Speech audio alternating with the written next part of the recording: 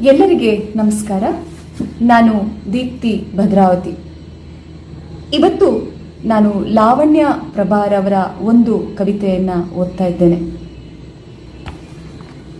ನದಿ ಧ್ಯಾನದಲ್ಲಿದೆ ಎನ್ನುವ ಅವರ ಕವನ ಸಂಕಲನದಿಂದ ಈ ಕವಿತೆಯನ್ನು ಆಯ್ದುಕೊಂಡಿದ್ದೇನೆ.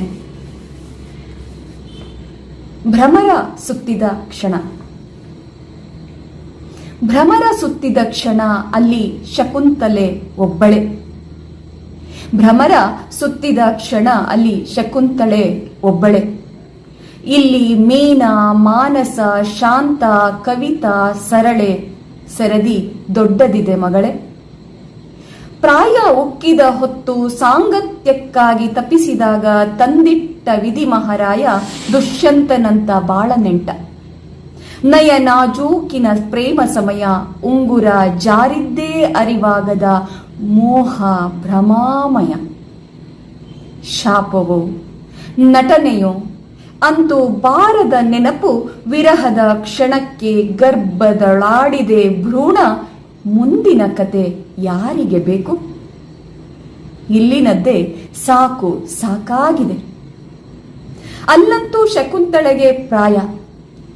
ಇಲ್ಲಿ ಪ್ರಾಯ ಮುಗಿದು ಗರ್ಭಚೀಲದ ಕಸುವು ಕಳೆದರೂ ಭ್ರಮರ ಸುತ್ತುತ್ತಲೇ ಇದೆ ಕ್ಷಣ ಅನುಕ್ಷಣ.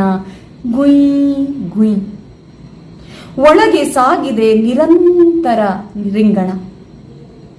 ಭ್ರಮೆಯ ಕರ್ಷಣದ ನಡುವೆಯೇ ಹೆರಿಗೆ, ಬಾಣಂತನ, ಅಬಾರ್ಷನ್ನು, ಆಪರೇಷನ್ಗಳಿಗೆ ಒಡ್ಡಿಕೊಂಡೇ ಗಂಡನಿಗೆ ಕಡಕ್ ರೊಟ್ಟಿ, ಕೆಂಪು ಚಟ್ನಿ, ಮಗಳ ಹೋಂವರ್ಕ್, ಪ್ರಾಜೆಕ್ಟ್ ವರ್ಕ್, ಗೆಳತಿಯರ ಕಿಟ್ಟಿ ಪಾರ್ಟಿ, ಸವಿರುಚಿ, ಅತ್ತೆಯ ಆರೈಕೆ, ಸೀರೆ ಕಸೂತಿ, ಗಿಡದ ಕಸಿ, ಹಾಡು, ಹಸೆ, ಸತ್ಸಂಗ, TV serial, beauty parlour, sambar ಪುಡಿ ತಯಾರು, ವಾಕಿಂಗು, ವ್ಯಾಯಾಮ, ಧ್ಯಾನ, ಮೌನ.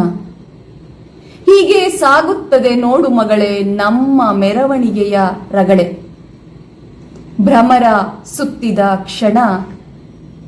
ಭ್ರಮರ ಸುತ್ತಿದ ಕ್ಷಣ ಅಲ್ಲಿ ಶಕುಂತಳೆ ಒಬ್ಬಳೆ.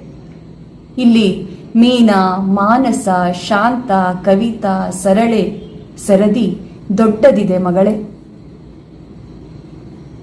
ಇಷ್ಟು ಹೊತ್ತು ಪ್ರೀತಿಯಿಂದ ಲಾವಣ್ಯ ಪ್ರಭಾರ್ ಅವರ ಕವಿತೆಯನ್ನು ಕೇಳಿಸಿಕೊಂಡಿದ್ದಕ್ಕಾಗಿ ಮತ್ತೊಮ್ಮೆ ಪ್ರೀತಿಯ ಧನ್ಯವಾದಗಳು. ಧನ್ಯವಾದ.